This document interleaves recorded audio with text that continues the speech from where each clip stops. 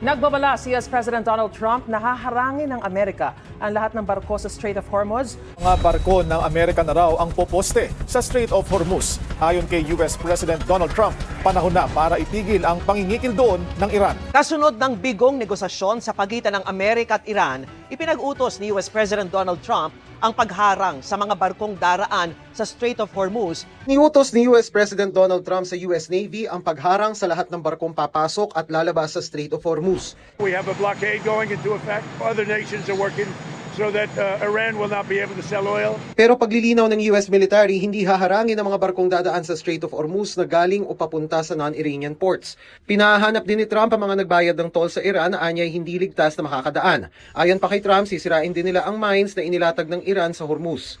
Iniutos sa mga yan kasunod ng 21 oras na bigong negosasyon ng Iran at Amerika sa Pakistan. Ayon kay US President J.D. Vance na kinatawan ng Amerika sa negosasyon, hindi tinanggap ng Iran ang mga kahilingan ng Amerika. Kabilang dyan ang paghinto sa paggawa ng nuclear weapon. We just could not get to a situation where the Iranians were willing to accept our terms. So we go back to the United States having not come to an agreement. Ang kahilingang yan tinawag na excessive o kalabisan ng Iran. Sabi pa ni Iranian Foreign Minister Abbas Araghchi, malapit na sana silang magkaroon ng kasunduan pero naka-engkwentro raw sila ng maximalism, pabago-bagong kondisyon at patakaran at blockade mula sa Amerika. Nauna ring sinabi ng parliamentary speaker ng Iran na bigong makuha ng delegasyon ng Amerika ang kanilang tiwala sa negosasyon. Ang bigong peace talk sa pagitan ng dalawang bansa at utos na blockade ni Trump sa Strait of Hormuz nagresulta agad sa pagtaas ng presyo ng krudo sa world market. Ang Brent crude mula mahigit $95 per barrel umakyat na sa mahigit $101 per barrel, habang ang West Texas Intermediate o WTI mula sa halos $97 per barrel na presyo ng krudo ay umakyat naman sa $103 per barrel. Iniyak ng Iran na nakahanda ang kanilang militar na tumugon sa anumang paglabag sa kanilang teritoryo at karagatan. Ayon sa kanilang Central Command na Qatam al-Anbiya, mayroon na silang mekanismo upang kontrolin ang Strait of Hormuz at ipatupad ang kanilang seguridad sa rehiyon. Mariing kinundina ng Iran ang hakbang ng United States at sinabing ang pagharang sa mga sasakyang pandagat sa international waters ay iligal at katumbas ng piracy. Sa isang pahayag na binasa sa state television, iginiit ng Iran na ang mga restriksyon sa paglalayag ay walang legal na batayan at lumalabag sa mga panuntunan ng international law. Babala pa ng Iran kung malalagay sa panganib ang kanilang mga daungan sa Persian Gulf at Arabian Sea, hindi rin umano magiging ligtas ang ibang mga daungan sa rehiyon. Kasunod nito, nagbanta ang Iran na handa silang gumamit ng matinding puwersa kung magpapatuloy ang paglapit ng mga barkong militar sa Hormuz. Ayon sa Iranian Revolutionary Guard Corps, babantayan nila ang rehiyon at agarang tutugon sa anumang banta. Sinabi pa ng Iran na kung lalala ang sitwasyon, posible nilang palawigin ang operasyong militar at mag-deploy ng malaking bilang ng kanilang puwersa. Sa kabila ng matinding paninindigan ng Iran, nakatanggap naman ito ng suporta mula sa China. Ayon kay Chinese Defense Minister Admiral Dong Jun, nakatutok ang kanilang bansa sa pagpapanatili ng kapayapaan at katatagan habang patuloy ang kanilang kooperasyon sa Iran sa larangan ng enerhiya at kalakalan.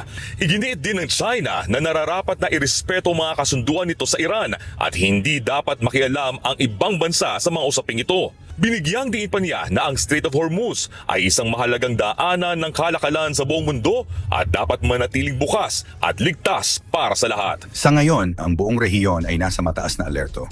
Ang mga energy facilities ay target, ang mga lungsod ay nasa panganib, ang mga bansa ay naghahanda. Ang tanong ngayon, hanggang saan ito aabot? Maiiwasan pa ba ang isang mas malaking digmaan o ito na ang simula ng isang bagong yugto ng conflict sa Middle East? At kung mangyari iyon, handa ba ang mundo sa magiging epekto nito?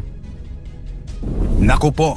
Nakakatakot na to. Saudi galit na sa ginagawa ng Iran. Amerika tutulong ba? Isang refinery sa gitnang silangan, matatagpuan sa Jubail Petrochemical Complex, Saudi Arabia. Isang lugar na kritikal sa produksyon ng enerhiya at mahalaga sa ekonomiya ng buong rehiyon. Kasabay nito, nagkaroon ng emergency meeting ang mga foreign ministers mula sa iba't ibang bansa sa gitnang silangan.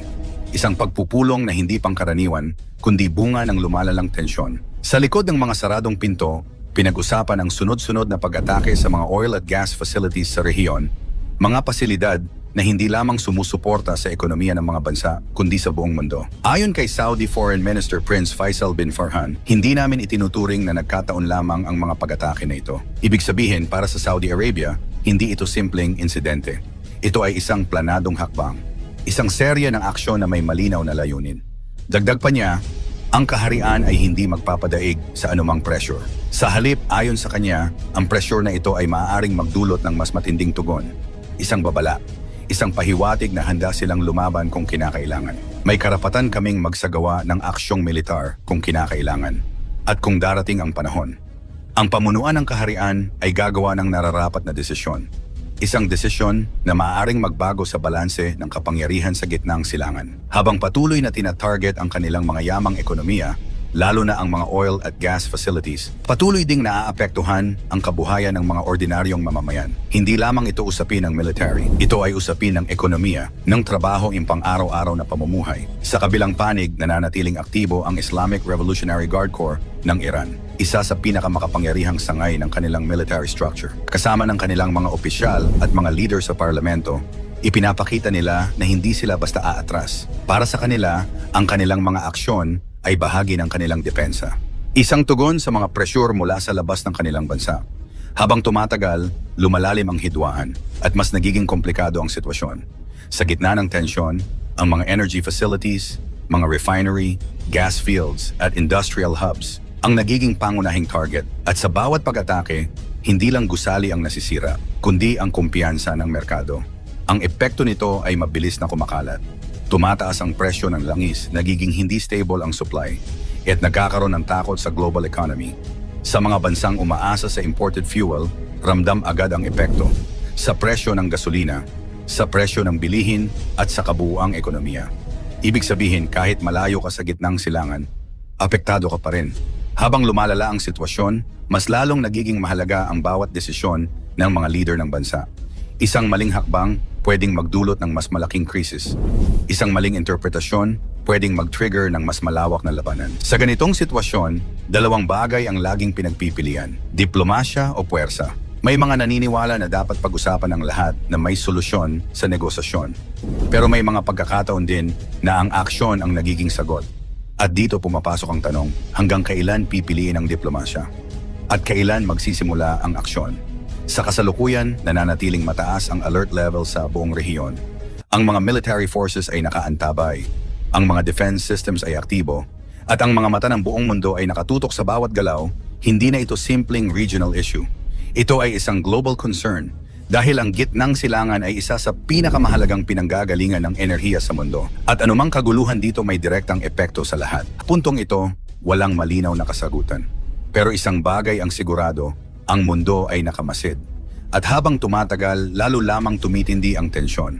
Isang maling hakbang na lang, pwedeng magbago ang lahat. At sa gitna ng lahat ng ito, isang tanong ang nananatili. Ito na ba ang simula ng isang mas malaking digmaan? Ano sa tingin mo? Ikomento mo sa ibaba.